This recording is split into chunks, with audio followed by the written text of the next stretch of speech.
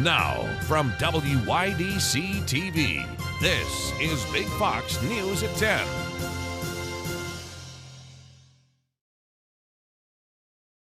Good evening, I'm Anna Manuel.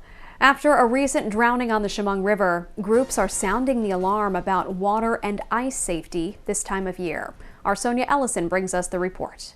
You don't want to go in the water, period.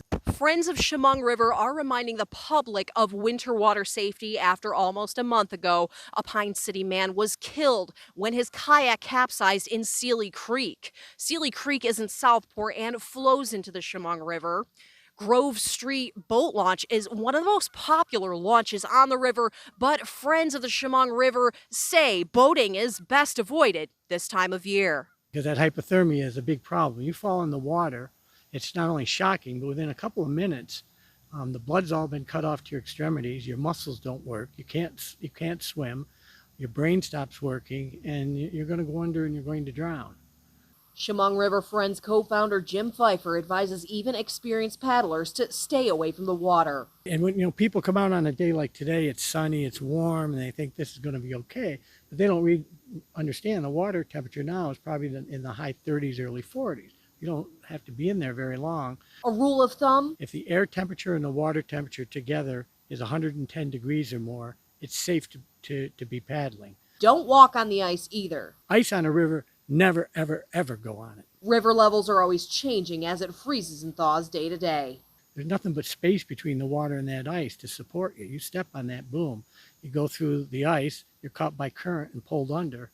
It's really, really dangerous. An important tip for pet owners: don't be throwing sticks or tennis balls out on the ice and having your dog run out on it. The dog can fall through as well. Skating is also unsafe. It's best to go on skating rinks that are on land. But there are safe ways to enjoy the river this winter. Fishing, probably the biggest use along the river are the trails that go up here in West Elmira. People walking along it and walking their dogs. Or on a day like today, come on down. Sit down in the grass with the warm sun on your back and watch the water flow, and it washes away stress and the problems you have from the day. Sonia Ellison, Big Fox News. All right, let's turn now to our forecast. Alyssa Triplett joins us with the latest. Alyssa? Well, we have had some quieter conditions here take us into the work week, and we're going to continue to carry those quiet conditions at least into our Wednesday, where tonight we're staying underneath those mostly clear skies, dropping down to a low about 21, just above normal. And then we will see those bright skies again bring us into those 40s, might even top off into those mid 40s. But we are noting that as we've been carrying over some quiet weather, that active weather pattern is going to start to show off as we head into that Thursday. And I'll dive into that full outlook in a few minutes. All right, thanks, Alyssa. Turning our attention now to Black History Month. Our Dante Brown visited Black-owned businesses in the Southern Tier to find out about their impact on local communities. Here in Elmira, shoes aren't usually the talk of the town, but local store owner and fashion designer Cairo Shazer has brought a new sense of style to the small city. I've always been around that kind of stuff. Like, fashion has always been important to me. Much more in this aspect now, sneakers. It's just something I've always been interested in since I was young. Now, Cairo has always had a love for fashion and clothing. Early on, he started his own brand that drew in the attention of locals. He recalls wanting to keep clothes limited to one-of-a-kind piece to drive up demand. But he admits that his true passion was always in the shoe game, and that the shirts were mostly to get what matched his kicks. Cairo has been around business for years now, first starting pop-up shops that centered mostly around clothes. But in 2020, he opened up his first full-blown store that could center around his love for shoes. Now, Cairo credits his dad with where he found his love for being an entrepreneur. The beginning wasn't easy for Cairo. While starting up during the pandemic, he admits he wasn't used to what would be considered a normal sense of market during his first year, and that it was truly hard to gauge on what a normal sense of business was during that time. And while Cairo will always proclaim his love for sneakers, he loves being an entrepreneur just as much. Absolutely, yeah. So growing up, I've always been around kind of small business and entrepreneurship. So, yeah, I would say that was a big part in what got me into it. That and it's one of my greatest interests. So it's kind of like I live the dream every day, getting to come in and do this and be surrounded by shoes all day. 4 years into the game, Cairo has built himself into a thriving Black-owned business. And if you or any sneakerhead you know need a pair, you can find Poets at... So, yeah, you can find us here at our shop Tuesday through Saturday from 12 to 6 at 728 South Main Street in Elmira. Follow us on Instagram, Snapchat, and Facebook, all at Poet Customs. POETCUSTOMS. Dante Brown, Big Fox News, Corning. Corning's Gaffer District holds a craft beverage tasting event this Friday to beat cabin fever. Check-in starts at 4 p.m. at the Radisson Hotel Wineglass Marathon office or Carrie's Brew House. Your ID will be checked and you get a tasting glass to keep. From 4 to 5 p.m. is shopping hour. Tastings are from 5 to 9 p.m. Tickets are $30 to order ahead on Eventbrite or $35 the day of the event.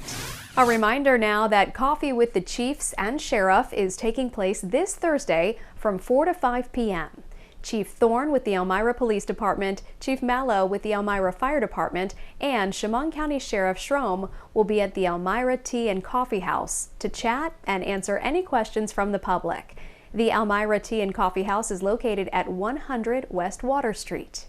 Nikki Haley made an announcement Tuesday, just days before the South Carolina primary. As Rebecca Castor reports, she's not out of the race just yet. South Carolina is make it or break it for most presidential candidates. And this weekend, we'll see whether it's Nikki Haley's last stand against Donald Trump. Some of you, perhaps a few of you in the media, came here today to see if I'm dropping out of the race. Well, I'm not. In a State of the Race speech Tuesday, Haley doubled down that she's in this for the long haul. People have a right to have their voices heard. And they deserve a real choice, not a Soviet-style election where there's only one candidate and he gets 99% of the vote. Even though Trump is dominating the polls in her home state, the latest giving him a nearly 30-point lead. We're going to win. This is going to be the biggest win ever. This is going to be bigger than 2016. But Democrats are getting their playbook ready for another Joe Biden-Trump matchup. I said it before and I'll say it again. Donald Trump being the nominee is the best thing for Democrats. And yet some election analysts feel very differently. The founder of 538, a top polling website, writing on Substack that Biden is losing. And quote, the only option now is for Biden to step aside. It is very far from an ideal option. It might nevertheless be Democrats' best option for beating Trump. It takes over 1,000 delegates to win the GOP nomination, and Donald Trump's senior advisors say he'll get there in the next 4 weeks. In Washington, Rebecca Castor, Fox News.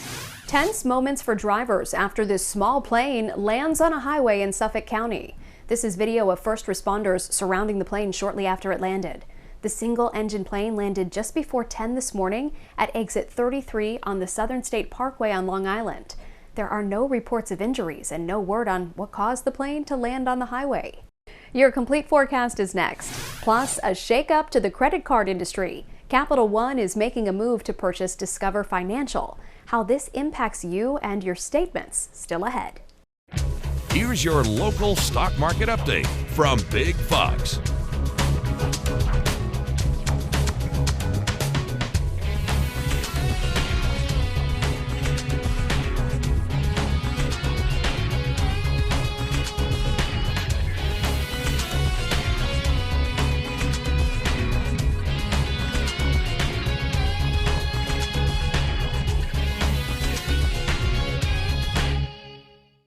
Now, your Twin Tiers forecast from Big Fox.